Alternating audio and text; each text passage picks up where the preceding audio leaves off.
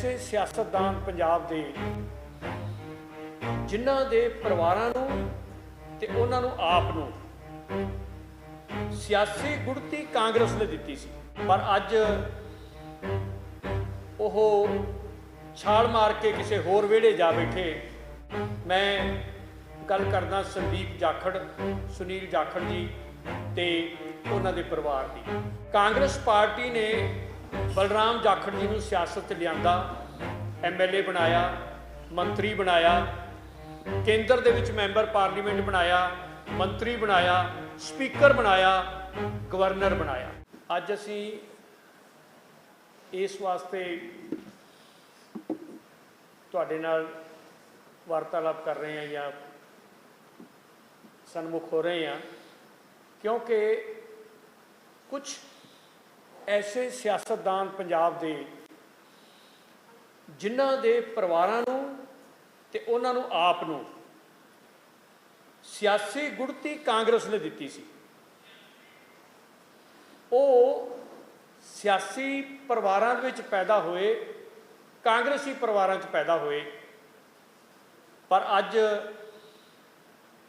ਉਹ छाल मार के किसी होर विहड़े जा बैठे ते उस विहड़े च बैठ के छोटियां मोटियां ढीमां मार रहे है कांग्रेस पार्टी के उत्ते ते कांग्रेस पार्टी के नेतावां दे उत्ते, जिन्हां दी कमिटमेंट कांग्रेस के प्रति बचपन तो लैके हुण तक जिहड़ी है उहदे ते कोई सवाल नहीं उठाया जा सकता। तुसीं सारे सियाणे हो, गल समझ गए होंगे। मैं गल करदा संदीप जाखड़, सुनील जाखड़ जी ते उन्हां दे परिवार दी। कांग्रेस पार्टी ने बलराम जाखड़ जी नूं सियासत लिआंदा, MLA बनाया, मंत्री बनाया, केंद्र दे विच मैंबर पार्लीमेंट बनाया, मंत्री बनाया, स्पीकर बनाया, गवर्नर बनाया। अज भी जे उन्हां दे घरे तुसीं जाओगे तो ड्राइंग रूम दे विच बलराम जाखड़ जी की फोटो के थल्ले आ सारे अहुदे लिखे हैं जिहड़े कि कांग्रेस ने दिते सी उन्हां नूं।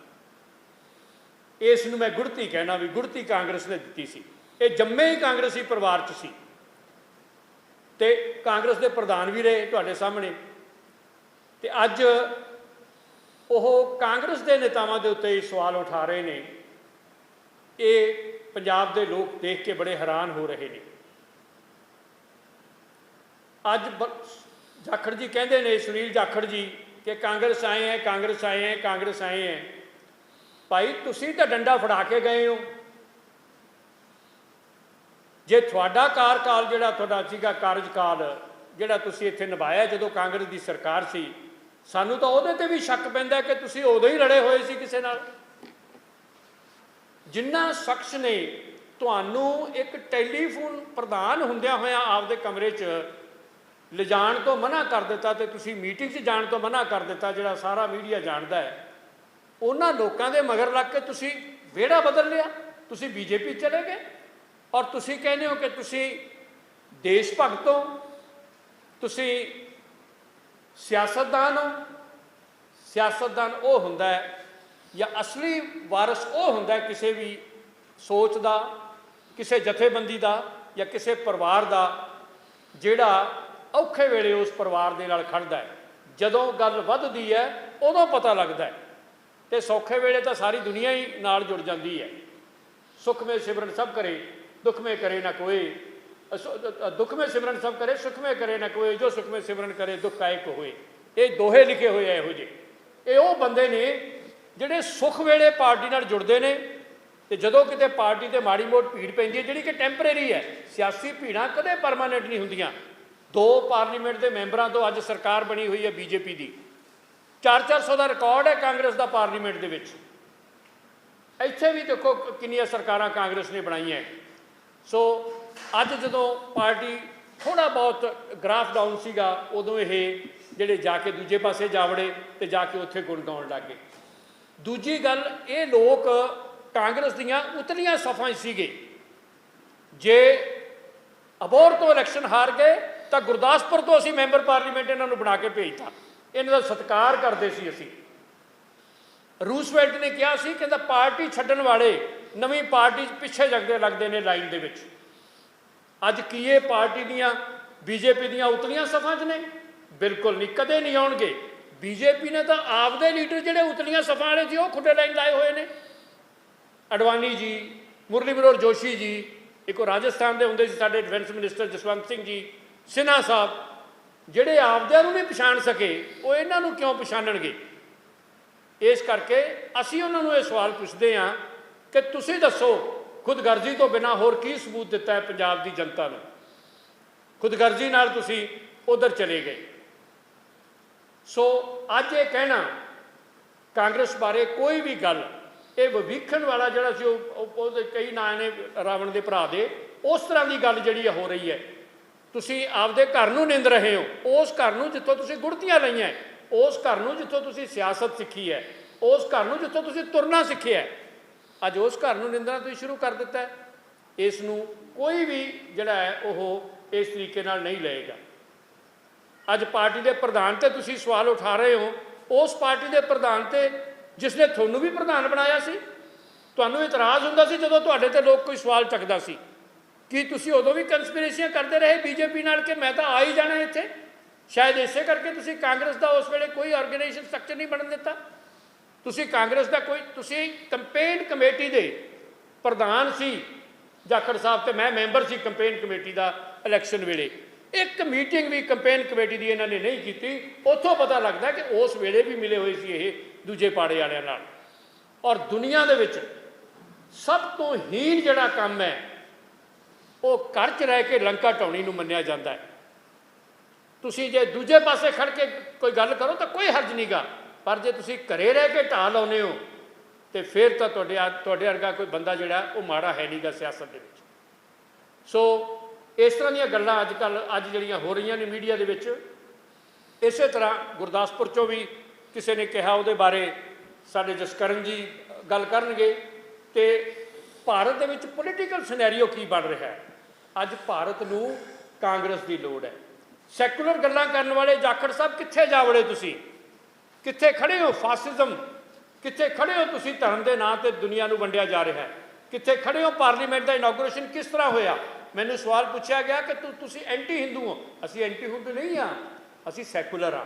ਕਾਂਗਰਸ ਇੱਕ ਸੈਕੂਲਰ ਪਾਰਟੀ ਹੈ। ਕਾਂਗਰਸ ਉਹ ਪਾਰਟੀ ਹੈ ਜਿਹਨੂੰ ਵੇਖ ਕੇ ਤੁਸੀਂ ਬਹੁਤ ਕੰਮ ਕਰ ਰਹੇ ਹੋ। ਕਈ ਵਾਰੀ ਸਵਾਲ ਪੁੱਛ ਲੈਂਦੇ ਨੇ ਕਿ ਜੀ 70 ਸਾਲ ਕੀ ਕੀਤਾ? 70 ਸਾਲ ਅਸੀਂ ਭਾਰਤ ਨੂੰ ਐਟਮ ਸ਼ਕਤੀ ਬਣਾਇਆ। 70 ਸਾਲ ਦੇ ਵਿੱਚ ਅਸੀਂ ਘਰ ਘਰ ਪਿੰਡ ਪਿੰਡ ਬੈਂਕ ਪਹੁੰਚਾਇਆ। 70 ਸਾਲ ਦੇ ਵਿੱਚ ਅਸੀਂ IIT ਬਣਵਾਈਆਂ। ਅੱਜ ਉਹ 70 ਸਾਲ 'ਚ ਅਸੀਂ ਬਣਾਇਆ ਜਿਹਨੂੰ ਤੁਸੀਂ ਵੇਚ ਰਹੇ ਹੋ ਪ੍ਰਾਈਵੇਟਾਈਜੇਸ਼ਨ ਦੇ ਨਾਮ ਦੇ ਉੱਤੇ। ਇਹ ਨਹੀਂ ਗਾ ਵੱਡੀਆਂ ਗੱਲਾਂ ਕਰਨ, ਵੱਡੇ ਵੱਡੇ ਝੂਠ ਮਾਰਨ ਨਾਲ ਕੋਈ ਬੰਦਾ ਵੱਡਾ ਹੋ ਜਾਂਦਾ ਹੈ। ਸੋ ਇਹ ਗੱਲਾਂ ਸਾਨੂੰ ਜਿਹੜੀਆਂ ਨੇ, ਇਸ ਕਰਕੇ ਅੱਜ ਸਾਨੂੰ ਦੱਸਣਾ ਪਿਆ ਕਿ ਜਿਹੜੇ ਵੀ ਛੱਡ ਕੇ ਗਏ ਨੇ ਪਾਰਟੀ ਕਾਂਗਰਸ ਦੇ ਵਿੱਚੋਂ, ਕਿਉਂ ਛੱਡ ਗਏ? ਉਹ ਤਾਂ ਮੰਤਰੀ ਰਹੇ ਸੀ ਇੱਥੇ ਕਈ, ਉਹ ਇਸੇ ਕਰਕੇ ਛੱਡ ਗਏ ਕਿ ਉਹਨਾਂ ਨੇ ਖੁਦਗਰਜ਼ੀ ਦੀ ਜਿਹੜੀ ਹੈ ਉਹ ਸੀਮਾ ਕ੍ਰਾਸ ਕਰ ਦਿੱਤੀ ਉਹਨਾਂ ਨੇ। ਇਸ ਤੋਂ ਵੱਧ ਖੁਦਗਰਜ਼ ਕੋਈ ਵੀ ਨਹੀਂ ਹੋ ਸਕਦਾ ਜਿੰਨੀ ਖੁਦਗਰਜ਼ੀ ਉਹਨਾਂ ਨੇ ਵਿਖਾਈ ਹੈ। Now I will request my friend Jaskaran Singh to say something on that. ਬਹੁਤ ਬਹੁਤ ਧੰਨਵਾਦ ਕਿੰਗਰਾ ਜੀ। ਸੋ ਅੱਜ ਦੀ ਜਿਹੜੀ ਪ੍ਰੈਸ ਕਾਨਫਰੰਸ ਜਿਹਦੇ ਵਿੱਚ ਤੁਹਾਨੂੰ ਡਿਟੇਲ ਦੇ ਵਿੱਚ ਕਿੰਗਰਾ ਸਾਹਿਬ ਨੇ ਦੱਸਿਆ ਕਿ ਪ੍ਰੈਸ ਕਾਨਫਰੰਸ ਕਰਨ ਦੀ ਸਾਨੂੰ ਲੋੜ ਕਿਉਂ ਪਈ।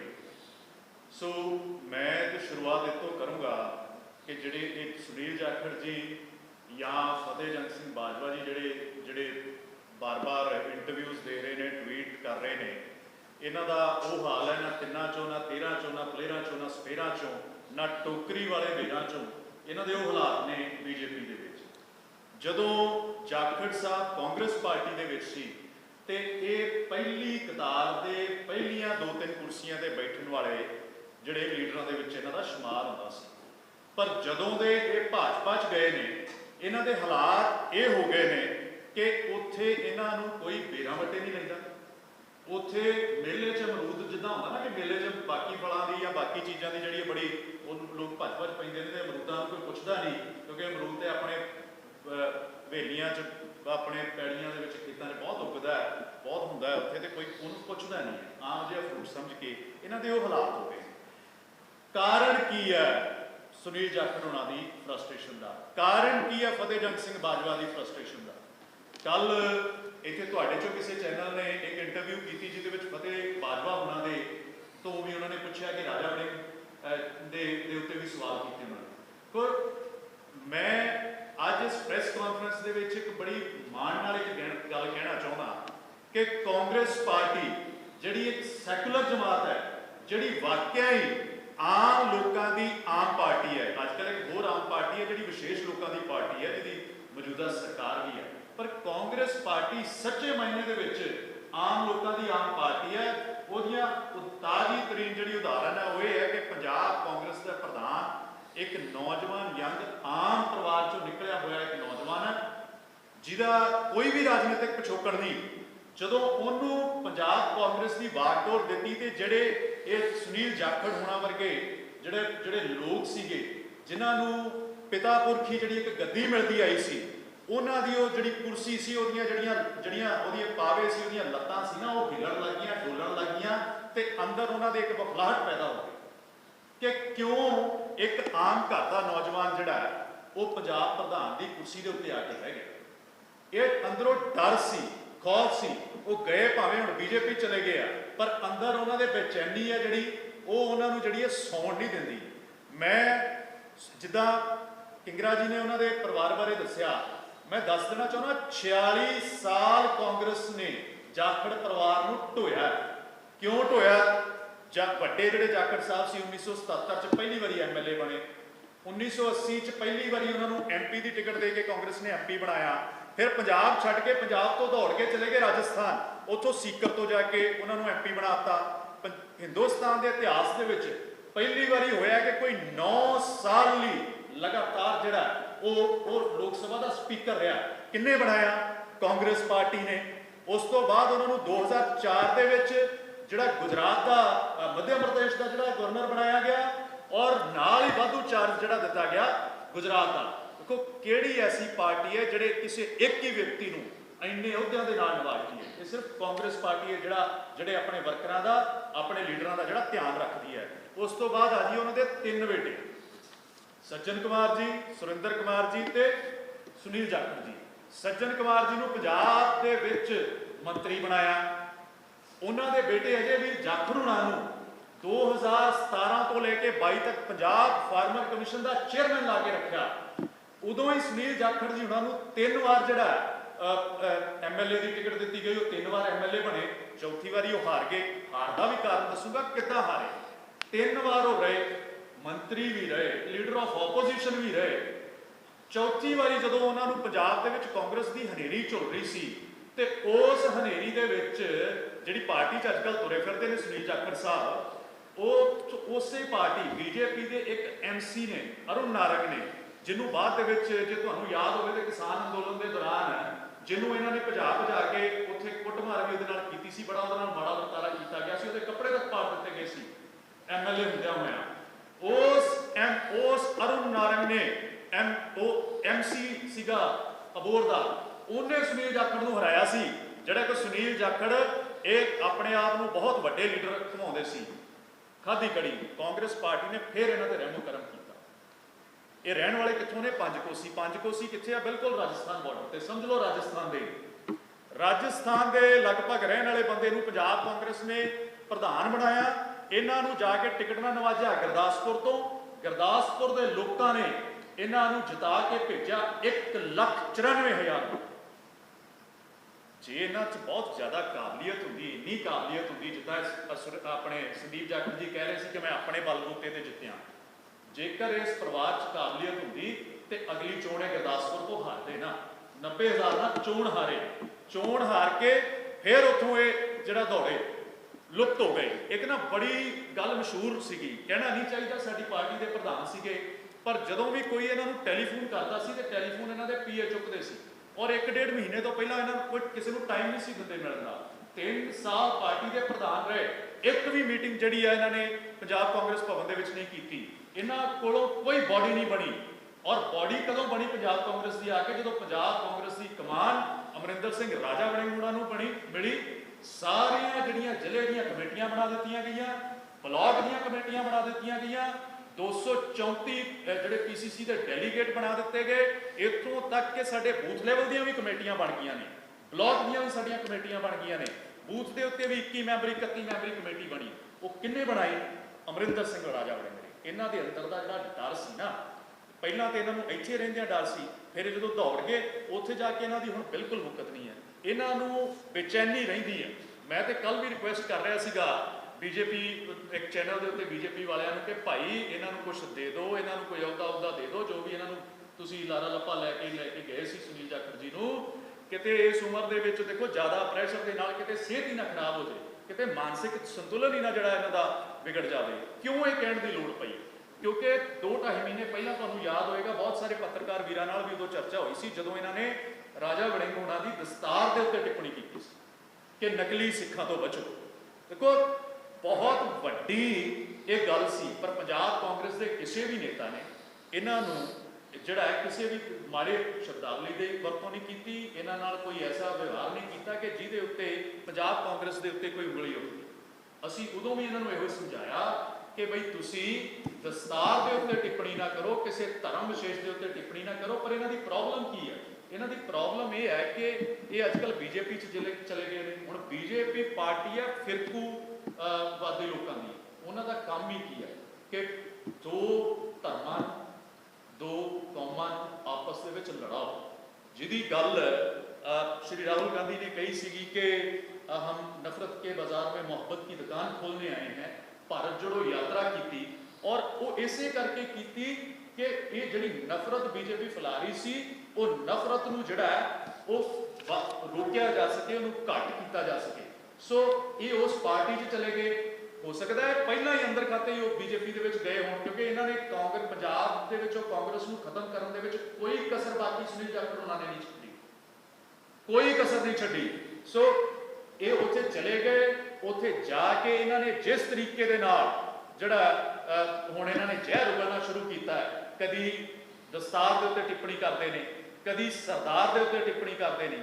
ये पंजाब का जिहड़ा आपसी भाईचारा जिहड़ा सद्भाव है, जिहड़ी एक साडा मिलवर्तन है, ये उन्होंने सीधे सीधे रूप दे विच उन्होंने खत्म करना चाहते हैं। जिहड़ी कि बीजेपी का मेन हथ ठोका है कि वो जहर फैलाते हैं जातिवाद के धर्मां के नाम से।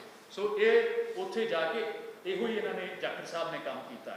और हुण आइए मेरे जिले वाले लीडर जिहड़े ने फतेह जंग सिंह बाजवा के उत्ते, देखो इत्थों ही गए ने, इन्हां दे पिता जी भी जिहड़े मंत्री रहे कांग्रेस दे विच रहे, साडे लीडर ऑफ ऑपोजिशन, देखो दोनों का कोई कंपैरिजन नहीं, भरा दोवें सके ने, दोनों का कोई कंपैरिजन नहीं। एक कांग्रेस लिए दिन रात मेहनत कर रहे हैं leader of opposition Pratap Singh Bajwa, और दूसरा भरा जिहड़ा इन्ना कि ज़्यादा अपॉर्चुनिस्ट हो गया कि उन्होंने जदों ये वेख्या कि मैनू कांग्रेस के विचों टिकट नहीं मिलनी, तो भज पे जाके वो बीजेपी की गड्डी चढ़ के टिकट भी दे दी।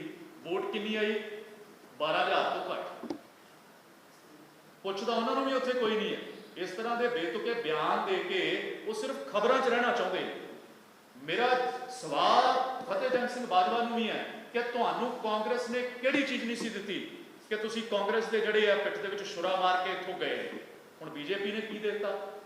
मैनूं कोई एक इन्हां दा लीडर, जिन्ने भी कांग्रेस छड्ड के गए ने, जिहड़े साडे कट्टे लोकां दे नकारे होए लीडर सी, वो सारे भज के जिहड़ा है वो बीजेपी के जहाज चढ़ गए। इन्होंने लग्या कि पता नहीं उत्थे जाके सानूं की मिल जाना है, पता नहीं असीं किहड़ी जिहड़ियां उत्थे जाके अहुदे ले लेने ने, या की सानूं जिम्मेवारियां मिल जाणियां ने कि भी बई साडी बल्ले बल्ले हो जानी है। पर तुसीं सारे गवाह हो, तुसीं इस चीज़ नूं मिलते रहंदे हो, वेखते रहंदे इन्हां लीडरां नूं, इन्हां दे हालात ते दसो।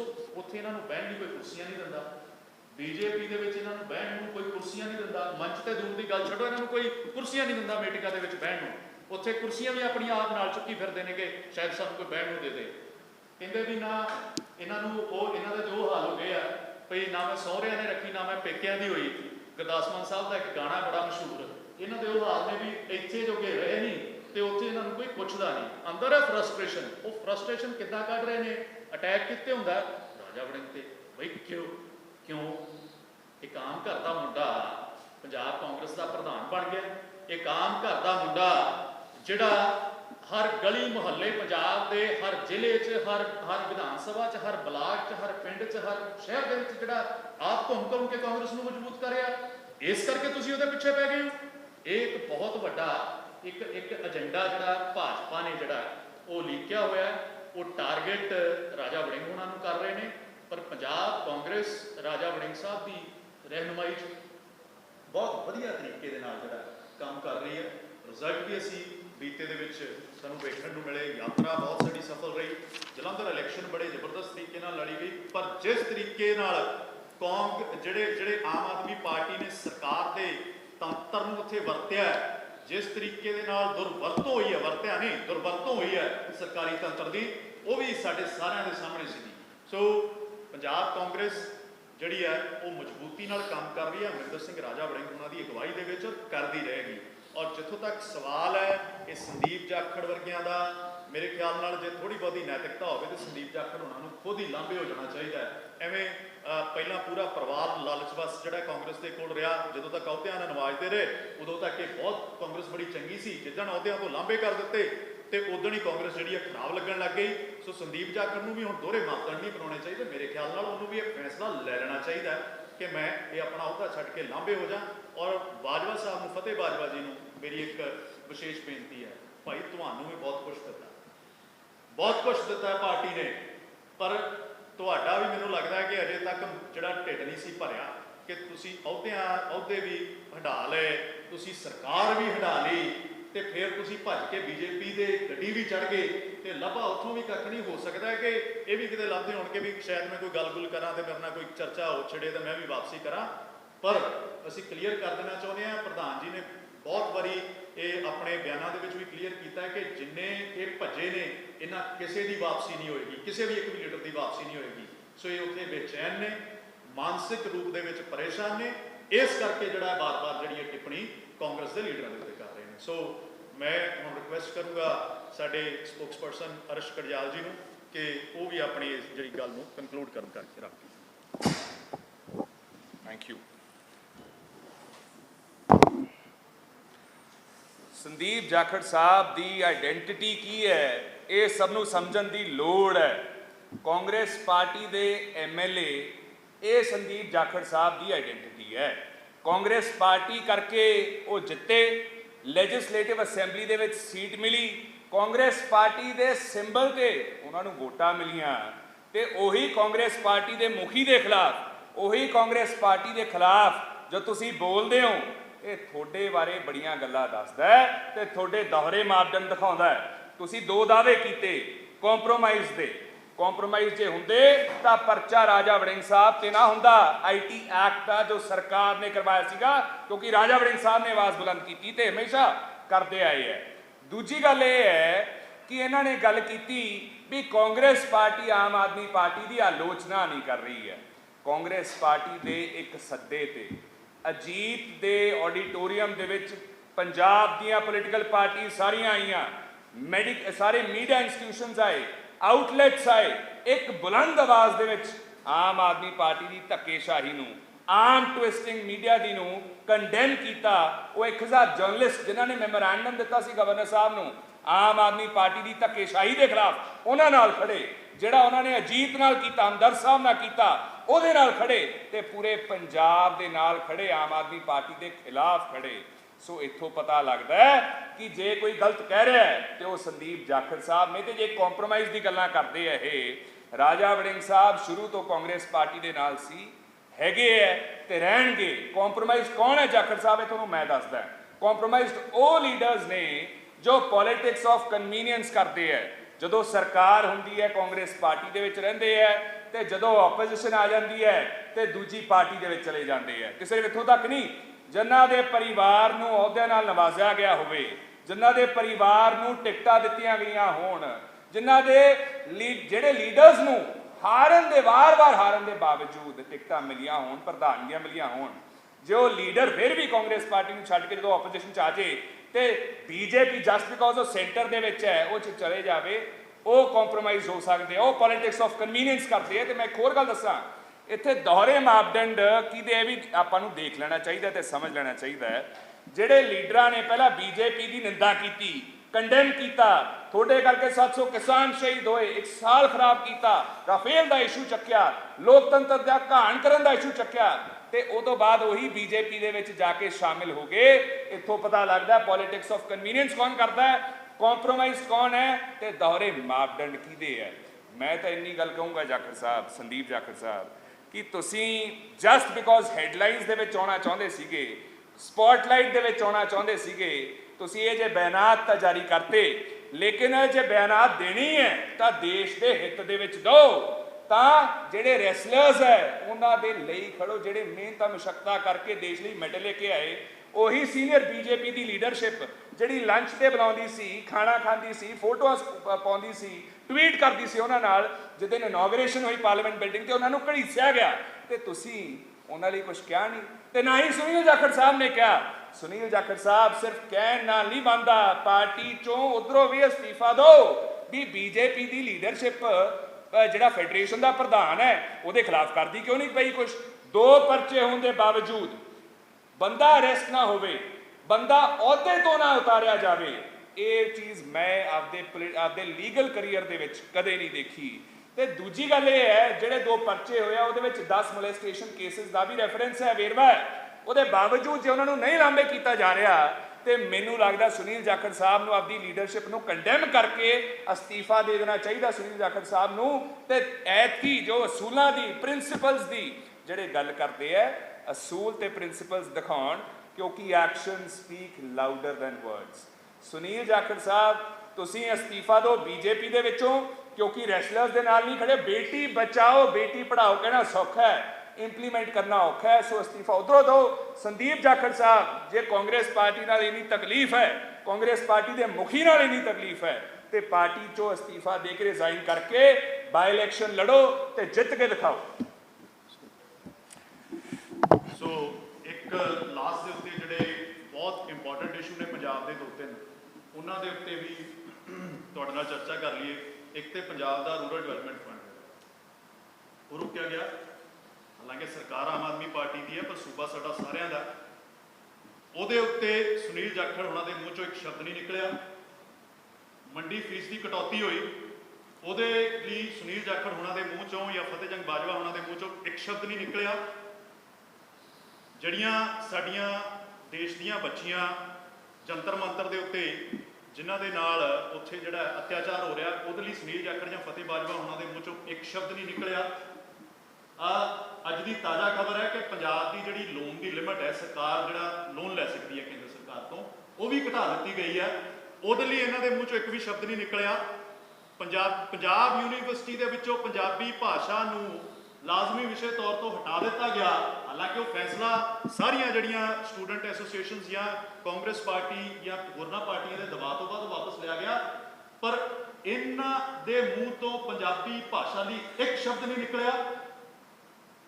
ਜਦੋਂ ਪੰਜਾਬ ਦੀ ਗੱਲ ਆਉਂਦੀ ਹੈ ਉਦੋਂ ਤੇ ਕਿਤੇ ਲੁੱਕ ਕੇ ਬਹਿ ਜਾਂਦੇ ਨੇ ਜਾਖੜ ਸਾਹਿਬ, ਤੇ ਜਦੋਂ ਕੋਈ ਮੁੱਦਾ ਆਉਂਦਾ ਹੈ ਕਿ ਕਾਂਗਰਸ ਪਾਰਟੀ ਦਾ ਕੋਈ ਲੀਡਰ ਕੁਝ ਕਰਨ ਲੱਗਦਾ, ਉਦੋਂ ਇਹਨਾਂ ਨੂੰ ਇੱਕਦਮ ਜਿਹੜੀ ਹੈ ਇਹਨਾਂ ਦੇ ਮੂੰਹ ਦੇ ਵਿੱਚ ਜ਼ੁਬਾਨ ਆ ਜਾਂਦੀ ਹੈ। ਇੱਕ ਵਿਅਕਤੀ ਜਿਹੜਾ ਰਹਿੰਦਾ ਹੋਵੇ, ਮੈਂ ਨਿੱਜੀ ਨਹੀਂ ਸੀ ਜਾਣਾ ਚਾਹੁੰਦਾ, ਕਿਉਂਕਿ ਇਹ ਅਸਲੀ ਤੇ ਨਕਲੀ ਦੀ ਗੱਲ ਕਰਨ ਲੱਗ ਗਏ ਨੇ, ਇਹ ਸਰਦਾਰਾਂ ਤੇ ਅਟੈਕ ਕਰਨ ਲੱਗ ਗਏ ਨੇ। ਮੈਂ ਇਸ ਕਰਕੇ ਗੱਲ ਕਹਿਣਾ ਚਾਹੁੰਦਾ, ਇੱਕ ਵਿਅਕਤੀ ਰਹਿੰਦਾ ਪੰਜਕੋਸੀ 'ਚ, ਪੰਜਕੋਸੀ ਬਿਲਕੁਲ ਬਾਰਡਰ ਤੇ, ਮੈਂ ਪਹਿਲਾਂ ਵੀ ਦੱਸਿਆ, ਉੱਥੋਂ ਉਸ ਤੋਂ ਬਾਅਦ ਇਹ ਦੂਸਰਾ ਘਰ ਪੰਚਕੂਲੇ, ਤੀਸਰਾ ਕਿਤੇ। ਸੋ ਪੰਜਾਬ ਦੇ ਨਾਲ ਇਹਨਾਂ ਦਾ ਸਰੋਕਾਰ ਹੀ ਨਹੀਂ ਹੈ। ਇੱਥੇ ਤੇ ਸਿਰਫ ਅਹੁਦੇ ਲੈਣ ਦੇ ਮਾਰੇ ਜਿਹੜੇ ਆਉਂਦੇ ਸੀ, ਅਹੁਦਿਆਂ ਦੀ ਭੁੱਖ ਸੀ, ਉਸ ਅਹੁਦਿਆਂ ਦੀ ਭੁੱਖ ਕਰਕੇ ਇਹ ਸਾਰਾ ਕੁਝ ਕਰ ਰਹੇ ਸੀ। ਮੇਰੀ ਬੇਨਤੀ ਹੈ ਕਿ ਇਹ ਇਸ ਤਰ੍ਹਾਂ ਦੀ ਬਿਆਨਬਾਜ਼ੀ ਬੰਦ ਕਰ, ਨਹੀਂ ਤੇ ਸਾਨੂੰ ਵੀ ਫਿਰ ਕੋਈ ਜਿਹੜਾ ਇਹਨਾਂ ਦੇ ਵਿਰੁੱਧ ਕਰੜਾ ਸਟੈਂਡ ਲੈਣਾ ਪਏਗਾ। ਬਸ ਇੰਨੀਆਂ ਕੀ ਬੇਨਤੀਆਂ ਸੀਗੀਆਂ। ਬਹੁਤ ਬਹੁਤ ਤੁਹਾਡਾ ਸਾਰਿਆਂ ਦਾ ਧੰਨਵਾਦ, ਤੁਸੀਂ ਇੱਥੇ ਆਏ। ਕੋਈ ਸਵਾਲ ਪਲੀਜ਼। ਤੁਸੀਂ ਸਰਦਾਰ ਦੇ ਸਰਕਾਰ ਦੀ ਗੱਲ ਕੀਤੀ ਕਿ ਰਾਜਾ ਬੜੇ ਸੋਹਣੇ ਸਰਦਾਰ ਦੇ ਟਿੱਪਣੀਆਂ ਕੀਤੀਆਂ ਜਾ ਰਹੀਆਂ, ਪਰ ਵਿਰੋਧੀ ਧਿਰ ਦੇ ਲੀਡਰ ਭਗਵੰਤ ਮਾਨ ਦੀ ਦਸਤਾਰ ਉੱਪਰ ਵੀ ਟਿੱਪਣੀਆਂ ਕਰਦੇ ਕਿ ਦਸਤਾਰ ਥੱਲੇ ਵਾਲ ਨਹੀਂ। ਨਹੀਂ, ਜਿਹੜੀ ਟਿੱਪਣੀ ਦੇਖੋ, ਦਸਤਾਰ ਦੇ ਵਿੱਚ ਜਿਹੜੀ ਟਿੱਪਣੀ ਕੀਤੀ ਗਈ, ਉਹ ਕਿਹਾ ਗਿਆ ਕਿ ਨਕਲੀ ਸਰਦਾਰ ਹੈ। ਸਰਦਾਰ ਕੋਈ ਵੀ ਨਕਲੀ ਨਹੀਂ ਹੋ ਸਕਦਾ। ਨਕਲੀ ਸਰਦਾਰ ਕੋਈ ਕਿਵੇਂ ਹੋ ਸਕਦਾ? ਨਕਲੀ ਹਿੰਦੂ ਕੋਈ ਕਿਵੇਂ ਹੋ ਸਕਦਾ? ਨਕਲੀ ਮੁਸਲਮਾਨ ਕਿਵੇਂ ਹੋ ਸਕਦਾ? ਉਹ ਤਾਂ ਕੋਈ ਇੰਟੈਲੀਜੈਂਸ ਦਾ ਬੰਦਾ ਹੋਏਗਾ ਜਿਹੜਾ ਨਕਲੀ ਸਰਦਾਰ ਹੋਏਗਾ, ਜਾਂ ਨਕਲੀ ਮੁਸਲਮਾਨ ਬਣ ਕੇ ਪਾਕਿਸਤਾਨ ਜਾਏਗਾ, ਜਾਂ ਨਕਲੀ ਹਿੰਦੂ ਬਣ ਕੇ ਪਾਕਿਸਤਾਨ ਜਾਏਗਾ। ਦਸਤਾਰ ਦੇ ਕਹਿ ਦੇਣਾ ਕਿ ਦਸਤਾਰ ਬੰਨੀ ਹੈ, ਥੱਲੇ ਵਾਲ ਕੱਟੇ ਹੋਏ ਹੈ, ਇਹ ਕੋਈ ਸਰਦਾਰੀ ਦੇ ਉਲਟ ਨਹੀਂ ਬੋਲਿਆ ਕੋਈ। ਇਹ ਕਹਿ ਦੇਣਾ ਕਿ ਨਕਲੀ ਸਰਦਾਰ ਹੈ, ਇਹ ਬੜਾ ਔਫੈਂਸਿਵ, ਡੈਰੋਗੇਟਰੀ ਔਰ ਬੜਾ ਹੀ ਆਬਜੈਕਸ਼ਨੇਬਲ ਕਮੈਂਟ ਹੈ। ਉਸ ਤੋਂ ਜਿਹੜਾ ਪੰਜਾਬ ਦੇ ਵਿੱਚ ਕਲਚਰ ਨੂੰ ਜਾਣਦਾ, ਇੱਥੇ ਪੈਦਾ ਹੋਇਆ, ਸਾਰੀ ਸਭਿਅਤਾ ਨੂੰ ਜਾਣਦਾ ਹੈ। ਬਹੁਤ ਸਾਰੇ ਜਾਖੜ ਪੱਗਾਂ ਬੰਨ੍ਹਦੇ ਨੇ, ਇਹ ਤਾਂ ਉਹਨਾਂ ਨੂੰ ਵੀ ਨਕਲੀ ਜਾਖੜ ਕਹਿ ਦੇਣਗੇ।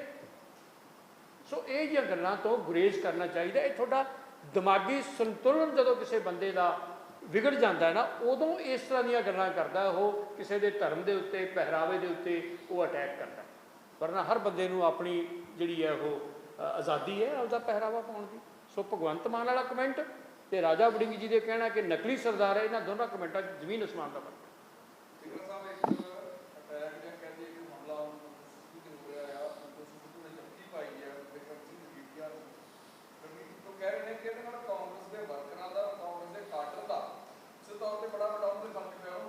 ਮੇਰੀ ਇੱਕ ਬੇਨਤੀ ਹੈ, kindly let's confine to the topic. ਨਹੀਂ ਕੋਈ ਨਹੀਂ, ਇਹਦਾ ਵੀ ਦੇ ਦੇ। ਮੈਂ ਲੈਟ ਮੀ ਆਨਸਰ ਦਿਸ। ਦੇਖੋ ਪਹਿਲੀ ਗੱਲ ਤਾਂ ਇਹ ਸਵਾਲ ਸਿੱਧੂ ਸਾਹਿਬ ਨੂੰ ਹੋਣਾ ਚਾਹੀਦਾ, ਕਿਉਂਕਿ ਜੱਫੀ ਤਾਂ ਸਿੱਧੂ ਸਾਹਿਬ ਨੇ ਪਾਈ ਹੈ, ਕੋਈ ਕਾਂਗਰਸ ਦੇ ਪ੍ਰਧਾਨ ਨੇ ਤਾਂ ਪਾਈ ਨਹੀਂ ਕਿਸੇ। ਨਹੀਂ ਮੈਂ ਤੁਹਾਨੂੰ ਦੱਸਦਾ ਬਾਕੀ ਜਿਹੜੀ ਉਹ ਜੱਫੀ ਜਿਹੜੀ ਉਹਨਾਂ ਨੇ ਸਿੱਧੂ ਸਾਹਿਬ ਨੇ ਪਾਈ ਹੈ, ਉਹਨਾਂ ਨੂੰ ਸਵਾਲ ਕਰੋ ਤੁਸੀਂ। ਬਾਕੀ ਜਦ ਤੱਕ ਕਾਂਗਰਸ ਦਾ ਵਰਕਰ ਡਿਮੋਰਲਾਈਜ਼ ਹੋਣਾ ਇਹ ਤੁਸੀਂ ਭੁੱਲ ਜਾਓ। ਨਾ ਕਾਂਗਰਸ ਕਦੇ ਡਿਮੋਰਲਾਈਜ਼ ਹੋ ਸਕਦੀ ਹੈ। ਭਾਰੀ ਗੁਮਾਨ ਭਜੇ ਮਨ ਮੇ ਕਰ, ਪਰਬਤ ਪੰਖ ਹਲੇ ਨਾ ਹਲੇਂਗੇ। ਇਹ ਪਰਬਤ ਵਰਗੀ ਪਾਰਟੀ ਹੈ, ਇਹ ਨਹੀਂ ਕਦੇ ਹਿਲ ਸਕਦੀ ਕਿਸੇ ਦੀ ਜੱਫੀ ਪਾਉਣ ਨਾਲ ਜਾਂ ਨਾ ਜੱਫੀ ਪਾਉਣ ਨਾਲ। ਨਾ ਇਹਦੇ ਵਲੰਟੀਅਰ ਕਦੇ ਵੀ ਤੁਸੀਂ ਕਹੋ ਵੀ ਉਹ ਫਰਸਟ੍ਰੇਟ ਹੋ ਸਕਦੇ ਆ। ਅਸੀਂ ਤਾਂ ਜਿਹੜੇ ਉਛਾਲੂ ਸਮੁੰਦਰ ਹੈ ਨਾ, ਜਿਹੜੇ ਤੂਫਾਨੀ ਸਮੁੰਦਰਾਂ 'ਚ ਤਰਨ ਵਾਲੀ ਪਾਰਟੀ ਹੈ, ਭਾਰਤ ਨੂੰ ਆਜ਼ਾਦ ਕਰਾਉਣ ਵਾਲੀ ਪਾਰਟੀ ਹੈ, ਇਹਦੇ ਵਲੰਟੀਅਰ ਕਿਵੇਂ ਜਿਹੜੇ, ਇਹਦੇ ਵਰਕਰ ਕਿਵੇਂ ਜਿਹੜੇ ਉਹ ਡਿਮੋਰਲਾਈਜ਼ ਹੋ ਸਕਦੇ?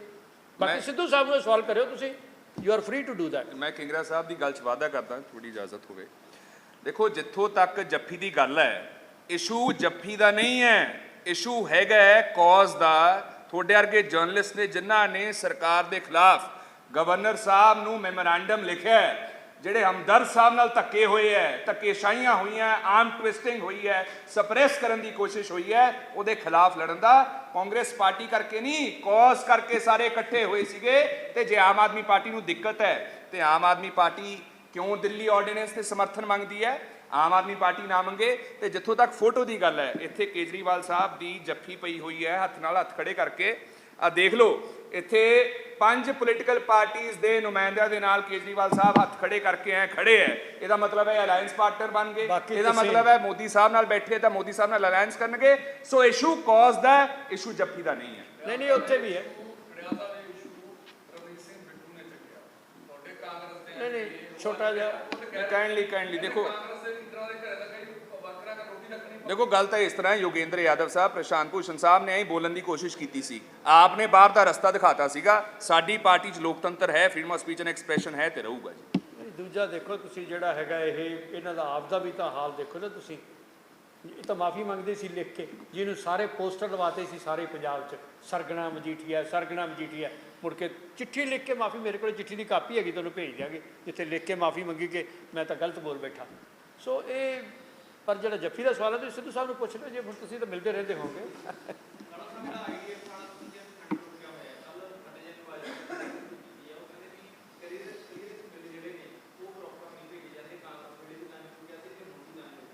ਪੰਜੋਲੀ ਸਾਹਿਬ, ਇਹ ਵੈਸੇ ਜਿਹੜਾ RDF ਹੈ ਇਹ ਸਟੇਟ ਦਾ ਸਬਜੈਕਟ ਹੈ। ਕੇਂਦਰ ਇਹਦੇ ਉੱਤੇ ਇੰਟਰਫੇਅਰ ਨਹੀਂ ਕਰ ਸਕਦਾ। ਕੇਂਦਰ ਨੇ ਜਿਹੜਾ ਜਵਾਬ ਜਦੋਂ ਸਾਡੀ ਸਰਕਾਰ ਸੀ 2017 ਤੋਂ ਲੈ ਕੇ 22 ਤੱਕ, ਉਦੋਂ ਕੇਂਦਰ ਨੇ ਪੰਜਾਬ ਸਰਕਾਰ ਕੋਲੋਂ ਪੁੱਛਿਆ ਸੀਗਾ ਵੀ ਤੁਸੀਂ ਫੰਡ ਕਿੱਥੇ ਵਰਤੋਗੇ, ਤੇ ਸਾਡੇ ਕੋਲ ਜਵਾਬ ਇਹ ਗਿਆ ਸੀ ਕਿ ਇਹ ਤੁਹਾਡੇ ਅਧਿਕਾਰ ਖੇਤਰ 'ਚ ਨਹੀਂ ਆਉਂਦਾ, ਅਸੀਂ ਆਪਣੇ ਪੇਂਡੂ ਵਿਕਾਸ ਲਈ ਇਹ ਫੰਡ ਨੂੰ ਕਿਤੇ ਵੀ ਵਰਤ ਸਕਦੇ ਹਾਂ। ਪਰ ਆਮ ਆਦਮੀ ਪਾਰਟੀ ਦੀ ਕਮਜ਼ੋਰੀ ਕਿੱਥੇ ਹੈ ਕਿ ਜਦੋਂ ਇਹਨਾਂ ਕੋਲੋਂ ਇਹੋ ਹੀ ਸਵਾਲ ਜਿਹੜਾ ਉਹਨਾਂ ਨੇ ਕਿਹਾ ਸੀਗਾ, UC ਦੀ ਗੱਲ ਕੀਤੀ ਸੀਗੀ ਨਾ, ਯੂਟਿਲਿਟੀ ਸਰਟੀਫਿਕੇਟ ਦੀ, ਉਹ UC ਦੀ ਗੱਲ ਦੇ ਉੱਤੇ ਮੈਂ ਦੱਸਦਾ ਕਿ ਜਦੋਂ ਇਹਨਾਂ ਨੂੰ ਪੁੱਛਿਆ ਗਿਆ ਆਮ ਆਦਮੀ ਪਾਰਟੀ ਦੀ ਸਰਕਾਰ ਨੂੰ, ਤੇ ਇਹਨਾਂ ਨੇ ਲਿਖਤੀ ਦੇ ਵਿੱਚ ਉਹਨਾਂ ਨੂੰ ਭੇਜ ਦਿੱਤਾ ਕਿ ਅਸੀਂ ਉਹ ਮੰਡੀਆਂ ਦੀ ਡਿਵੈਲਪਮੈਂਟ ਤੇ ਖਰਚਾਂਗੇ। ਹੁਣ ਕੇਂਦਰ ਨੇ ਜਵਾਬ ਇਹਨਾਂ ਨੂੰ ਅੱਗੋਂ ਇਹ ਦਿੱਤਾ ਕਿ ਤੁਹਾਡੀਆਂ ਮੰਡੀਆਂ ਆਲਰੇਡੀ ਵਿਕਸਿਤ ਨੇ, ਤੁਹਾਨੂੰ ਜ਼ਰੂਰਤ ਨਹੀਂ ਹੈ ਫੰਡ ਦੀ। ਸੋ ਆਪਣੇ ਹੱਥ ਵੱਢ ਕੇ ਇਹਨਾਂ ਨੇ ਆਪ ਦਿੱਤੇ ਨੇ। ਔਰ ਦੂਸਰੀ ਗੱਲ ਕੇਂਦਰ ਹਮੇਸ਼ਾ ਜਿਹੜੀ BJP ਦੀ ਸਰਕਾਰ ਹੈ ਪੰਜਾਬ ਨਾਲ ਵਿਤਕਰਾ ਕਰ ਰਹੀ ਹੈ ਪਿਛਲੇ 9 ਸਾਲਾਂ ਤੋਂ, ਔਰ ਪੰਜਾਬ ਨੂੰ ਕਿਸੇ ਨਾ ਕਿਸੇ ਤਰੀਕੇ ਨਾਲ ਡੀਸਟੈਬਲਾਈਜ਼ ਕੀਤਾ ਜਾਵੇ, ਉਹ ਹਰ ਸੰਭਵ ਕੋਸ਼ਿਸ਼ ਕਰ ਰਹੀ ਹੈ ਕੇਂਦਰ ਸਰਕਾਰ। ਪੰਜਾਬ ਦਾ ਰੂਰਲ ਡਿਵੈਲਪਮੈਂਟ ਫੰਡ ਰੋਕਣਾ ਮਤਲਬ ਸਾਡੇ ਜਿਹੜੇ ਪਿੰਡਾਂ ਦੇ ਵਿੱਚ ਹੋਣ ਵਾਲੇ ਵਿਕਾਸ ਦੇ ਕੰਮ ਆ, ਉਹਨਾਂ ਸਾਰਿਆਂ ਨੂੰ ਉਹਨਾਂ ਦੇ ਉੱਤੇ ਬਿਲਕੁਲ ਪੂਰਨ ਰੂਪ ਦੇ ਵਿੱਚ ਉਹਨੂੰ ਰੋਕ ਦੇਣਾ।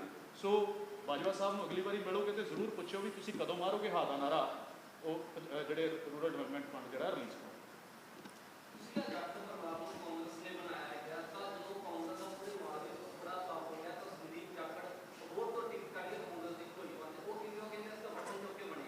ਨਹੀਂ ਨਹੀਂ, ਦੇਖੋ ਕਾਂਗਰਸ ਦਾ ਸੁਪੜਾ ਕਦੇ ਸਾਫ਼ ਨਹੀਂ ਹੋਇਆਗਾ, ਨਾ ਹੀ ਕਾਂਗਰਸ ਦਾ ਸੁਪੜਾ ਕਦੇ ਸਾਫ਼ ਹੋ ਸਕਦਾ ਹੈ। ਆਈ ਡਿਜ਼ਿਸਟ ਟੂ ਰਿਕੋਗਨਾਈਜ਼ ਦਿਸ ਵਰਡ। ਜਿਹੜਾ ਤੁਹਾਡਾ ਕੀ ਖਿਆਲ ਹੈ, ਬੀਜੇਪੀ ਦੀਆਂ ਵੋਟਾਂ ਨੇ ਜਿੱਤ ਗਏ ਸੀ ਉਹ? ਅਬੋਹਰ 'ਚ ਵੀ ਤਾਂ ਕਾਂਗਰਸੀਆਂ ਨੇ ਵੋਟ ਪਾਈ ਤਾਂ ਹੀ ਜਿੱਤੇ ਉਹ। ਮੈਂ ਨਹੀਂ ਕਹਿੰਦਾ ਕਿ ਬਾਕੀ ਕਾਂਗਰਸੀ ਹਾਰ ਗਏ ਤਾਂ ਕੋਈ ਗੱਲ ਨਹੀਂ, ਉੱਥੇ ਕੁਛ ਹੋਇਆ ਹੋਣਾ ਹੈਗਾ ਇਸ ਤਰ੍ਹਾਂ ਦਾ, ਪਰ ਜੇ ਅਬੋਹਰ 'ਚੋਂ ਵੀ ਉਸ ਵੇਲੇ ਕਾਂਗਰਸ ਦੀਆਂ ਵੋਟਾਂ ਨਾਲ ਜਿੱਤੇ ਹੈ। ਔਰ ਇਖਲਾਕੀ ਤੌਰ ਤੇ ਜੇ ਉਹਨਾਂ ਨੇ ਕ੍ਰਿਟੀਸਾਈਜ਼ ਕਰਨਾ, ਦੇਖੋ ਜਿਹੜੇ ਘੋੜੇ ਤੇ ਚੜੇ ਹੋ ਨਾ ਉਹਦੀਆਂ ਲੱਤਾਂ ਨਹੀਂ ਵੱਢੀ ਦੀਆਂ, ਇਹ ਬੜੀ ਪੁਰਾਣੀ ਕਹਾਵਤ ਹੈ। ਡਿੱਗ ਪਓਗੇ, ਘੋੜੇ ਤੋਂ ਉੱਤਰ ਜਾਓ, ਮੁੜ ਕੇ ਘੋੜੇ ਤੇ ਗੋਲੀ ਮਾਰ ਦਿਓ, ਬੇਸ਼ੱਕ ਡਜ਼ਨਟ ਮੈਟਰ, ਪਹਿਲਾਂ ਉਹਨੂੰ ਉੱਤਰ ਜਾਓ। ਸੰਦੀਪ ਜਾਖੜ ਨੂੰ ਮੈਂ ਕਹੂੰਗਾ ਉੱਤਰ ਜਾਓ ਕਾਂਗਰਸ ਦੇ ਘੋੜੇ ਤੋਂ, ਉੱਤਰ ਕੇ ਨਿੰਦੋ ਜਿੰਨੀ ਮਰਜ਼ੀ ਨਿੰਦੋ। ਦੇਖੋ ਪਾਰਟੀ ਐਕਸ਼ਨ ਜਿਹੜਾ ਇਹ ਪਾਰਟੀ ਦੀ ਹਾਈ ਕਮਾਂਡ ਦਾ ਇਹ ਹੁੰਦਾ ਹੈਗਾ, ਇਹ ਪਾਰਟੀ ਐਕਸ਼ਨ ਲਊਗੀ ਨਹੀਂ ਲਊਗੀ, ਕਿੰਨੀ ਢਿੱਲ ਦਿੰਦੇ ਆ ਆਪਾਂ ਪਤੰਗ ਨੂੰ ਕੱਟਣ ਤੋਂ ਪਹਿਲਾਂ, ਇਹ ਪਾਰਟੀ ਦੇ ਵੱਡੇ ਫੈਸਲੇ ਹੁੰਦੇ ਆ, ਜਿਸ ਤੇ ਪਾਰਟੀ ਜਿਹੜੀ ਆ ਉਹ ਫੈਸਲਾ ਕਰੂ। ਐਡ ਕਰ ਦਿੰਦਾ ਜੀ, ਪਾਸਟ ਦੇ ਵਿੱਚ ਇਹ ਵੀ ਸਵਾਲ ਬਾਰ-ਬਾਰ ਕੀਤਾ ਜਾਂਦਾ ਸੀਗਾ ਕਿ ਐਮਪੀ ਪ੍ਰਨੀਤ ਕੌਰ ਦੇ ਉੱਤੇ ਕੋਈ ਐਕਸ਼ਨ ਲਏਗਾ ਕਿ ਨਹੀਂ ਲਏਗਾ। ਐਮਪੀ ਪ੍ਰਨੀਤ ਕੌਰ ਨੂੰ ਵੀ ਜਿਹੜਾ ਉਹ ਪਾਰਟੀ ਦੇ ਵਿੱਚੋਂ ਐਕਸਪੈਲ ਕੀਤਾ ਗਿਆ, ਕੋਈ ਗੱਲ ਨਹੀਂ, ਸਮਾਂ ਆ ਲੈਣ ਦਿਓ ਤੇ ਸੰਦੀਪ ਜਾਖੜ ਹੋਣਾ ਦੇ ਉੱਤੇ ਵੀ ਜਿਹੜਾ ਇਹ ਵੀ ਜਵਾਬ ਜਿਹੜਾ ਮਿਲ ਜਾਊਗਾ।